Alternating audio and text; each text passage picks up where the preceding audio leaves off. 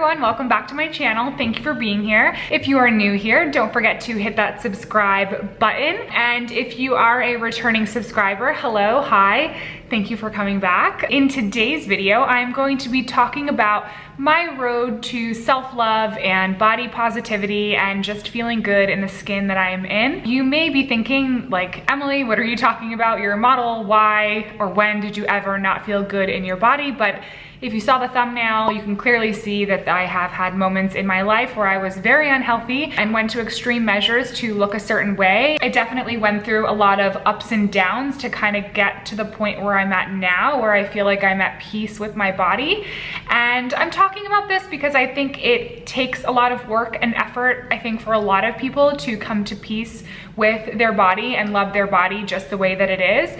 And I think that we as women are all sort of bombarded with and we have been bombarded over the years, and I think it's getting a little bit better, but with a certain body ideal on billboards and in marketing. And I am responsible for part of that message too, because I am a model and sometimes I'm the person in those ads, or I'm the person who's photoshopped in those ads to look a way that maybe sometimes I don't actually look. Anyway, this video is more so about, I'm kind of gonna take a walk down memory lane and share sort of this time in my life where I was not very healthy and why I got that way and what was my journey to where I'm at now. So let's just jump right in.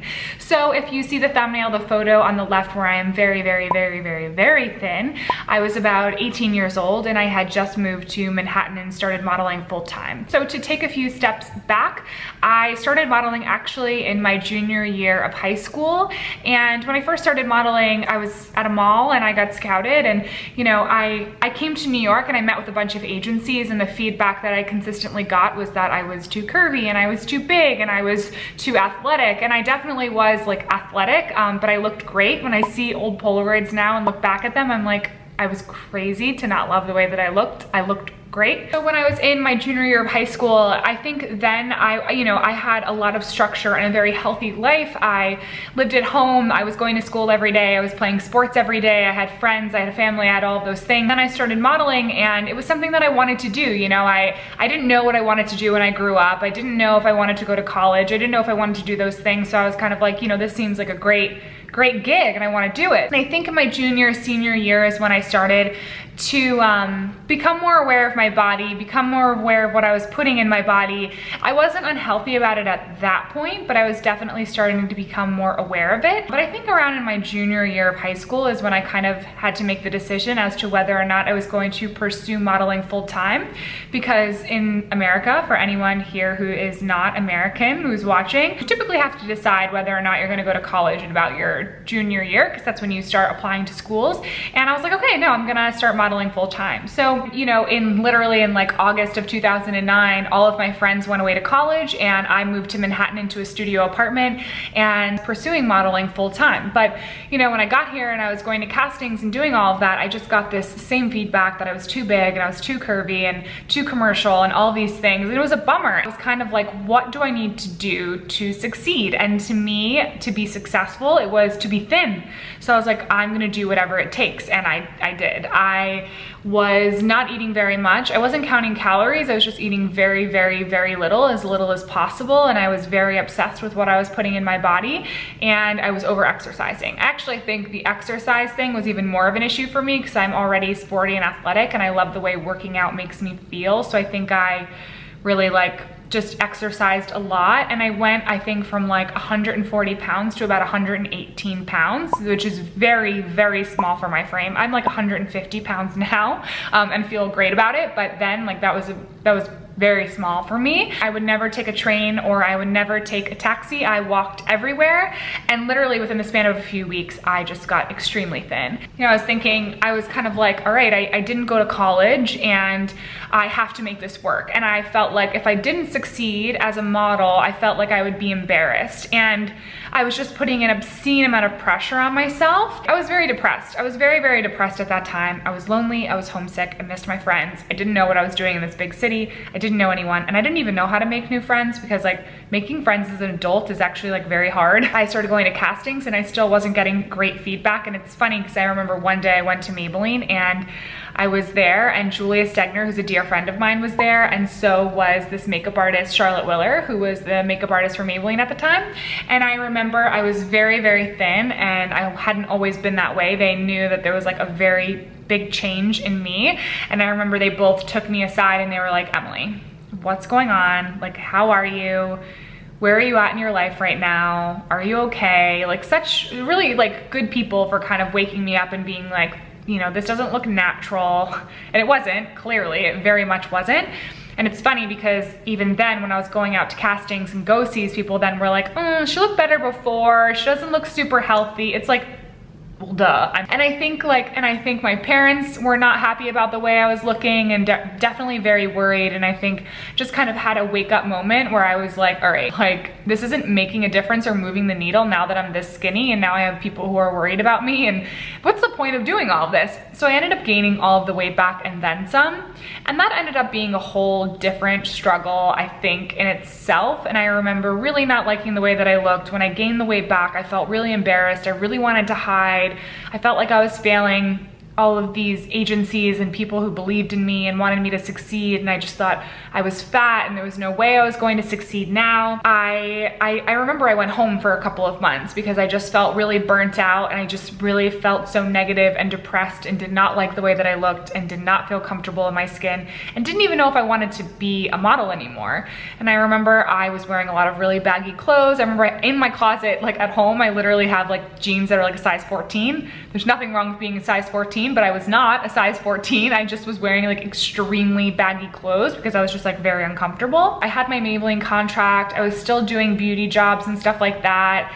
And then actually I remember one day I told my agency, I was like, I really want to do Sports Illustrated. Like I want to do SI. I feel like that is like a magazine where they have curvier girls and maybe I can fit in somewhere there. And so the first year that I did Sports Illustrated and they had me in the issue, I remember I was doing like the bikini shoot that it is, and I was like so alarmed by it, and I was just like, oh God, like I usually wear one piece, like it's like extreme. And I was in Namibia, and then I remember when the pictures came out, I was so upset. I hated the way that I looked. I thought I looked so big and so fat and curvy and just like a lot. And I was like, no model looks like this. Like I'm not gonna work anymore. Clients are gonna see this and know that I'm big, because I just had been like hiding for so long from like the world. I felt like I was trying to hide my body from the world. And it was actually like the opposite, which is funny when I think about it, because, and also I didn't hate those pictures because they were bad. I just didn't like the way that I looked in them. But it was actually funny because it kind of had the reverse effect, and I started working more than ever. And I think once I I felt free. I felt like, even though I'm sure people are not on the edge of, they were not on the edge of their seat waiting to like see what my body looked like, but I felt kind of free that there were like pictures out there of what I actually looked like and like what my body looked like, and that people were celebrating it, that Sports Illustrated was celebrating it enough to like put it in their swimsuit issue. So it kind of like gave me a little bit of, you know, reassurance in a way. Not that external reassurance is what you need, but it kind of helped me in that moment. And it also felt freeing to me because I felt like there was no way I could hide now. Like my body was literally in Sports Illustrated swimsuit. And then after that, I started working more than ever, and I was literally like on the cover of French Vogue, Russian Vogue, Spanish Vogue.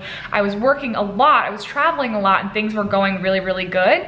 I definitely still had moments where I didn't feel great, but I think there's like an accumulation of things that I think helped me feel better in my skin. I think Sports Illustrated was something that just kind of like put me over the edge and forced me to like see my body in a different light and let the world see my body.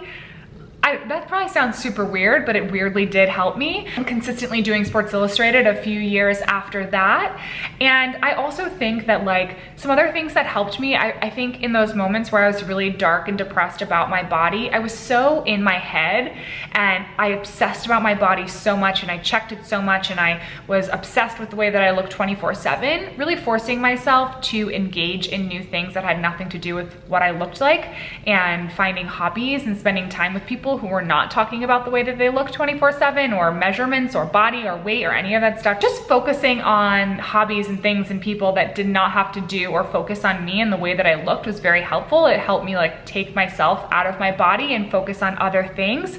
And I think another thing that really helped me, I am not cured from this, but I remember when I was in those dark times, when I was super thin and when I was bigger or a little bit even curvier than I am now, those negative thoughts that sometimes creep in, you know, I really try to cut off and just judo chop negative thoughts that sometimes creep in. And I think it's kind of like that quote, I don't know exactly how it goes, but it's like, be careful how you talk to yourself because you're listening. And I always remember that because I catch myself still, and I would catch myself then being like, you're fat, you're disgusting, like, you don't even look like a model, your legs are disgusting, like, what model looks like that? Like, no one's gonna wanna shoot me like this. Oh my God, like, wow, that's like making me depressed even like saying it now. And really just being like, I don't have time for that. I'm talking to myself also. I'm like, Emily, we don't have time for this. But seriously, that's what I do. I'm like, when negative thoughts creep in, or maybe I have a day where I wake up and I don't feel great, just really judo chopping those thoughts, those emotions, and moving on to the next thing. Distraction is a beautiful thing. And then bringing in positive self-talk, you know, saying like, I look great. Today is a great day. At least my body works. At least I have legs. You know, gratitude is truly a cure for a lot of things. I think it was also helpful when I met my husband, Kyle. It really forced me, you know, when I would come home and be very upset about like my body and like all those things, I really had someone there who was kind of like, also Kyle is not in this industry at all and has no idea. And he was just kind of like, I think you look great. Like, I think your body is beautiful. And I don't think external validation is going to be a cure for you or for me or for anyone, but I think being with someone who is totally outside of this industry and did not understand those standards and, you know, body standards that I think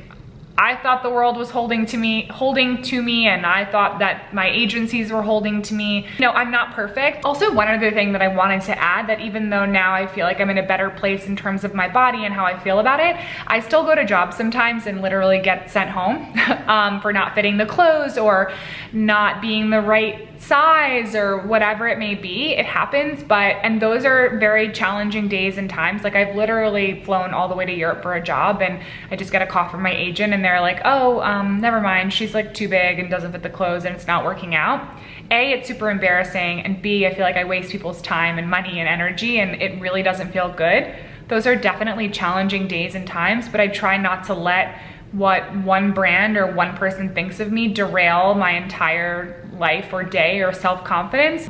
I think really just embracing the idea that I'm not perfect for everyone, you're not perfect for everyone, but that's totally okay is very helpful. And I still struggle with this, and I think a lot of people struggle with this. You know, part of that problem has a lot to do with comparing yourself to others, which is just a big no-no. It never helps. There's no point. You're never gonna be anybody else but yourself, so there's really no point in doing that. That's me judo chopping that train of thought. I'm like, there's no point. Stop thinking about that. You are you. You are beautiful. Embrace it. That's the only way to survive. I think I wanted to make this video and talk about this because finding the self-love and loving the skin that I'm in, whatever you want to call it, it took time and it took effort. And I didn't always feel this way, and I don't always feel this way, but it's something I struggle with. It's something that I've seen a lot of other people in this industry or just women in general struggle with. But I wanted to share it. Sometimes I was hesitant to share this information and this story because I think I thought body positivity was reserved only for girls that were like a size 12 or 14 or 16. And you know, I was hesitant to talk about it because I was like, I'm a size 6. Like, that's not really anything to write home about. But actually in our industry, it is something that is not super common, and you don't see it very often. And it's not really celebrated that much either. And I think it should be. I mean, I think that the straight size model who's a 00, there's that. And I think now we see more body diversity. And I think being a size 4, 6, 8 is and can be included in that conversation. Part of me sharing this with you and this audience is I wanted you to know that I've struggled with this. I wanted you to know that I wear a size 6 and I'm in an industry that's not always super accepted, but that's okay. I know that I am okay and successful in many areas of my life and many areas of even this industry, and that's okay. Not everyone's going to love you and think you're perfect, and they shouldn't, and that's fine because nobody is perfect. And also that I'm sure that you, or I'm not sure, but people I'm sure people have seen me on billboards or catalogs or or ads and might think that I have a perfect body and love myself and have a perfect life, but that's not the case. I've struggled with self-love and my body, and sometimes the reality behind those shoots is often a very insecure person, or at least an insecure day that I'm not feeling my best, but you know, an image is still put out there, and that's kind of how it goes. There's nothing sexier than a woman who is comfortable in her skin and her body, and that's something that I'm working at every day. If you feel that way, I totally understand, and a lot of other people do too. Anyway, thank you guys for watching. If you guys want to hear more about this, or if there's a specific topic that you want me to deep dive on in terms of like body positivity or weight or food or anything like that, you can just comment below. Thank you for watching, thanks for being here, and I hope you guys have a great day.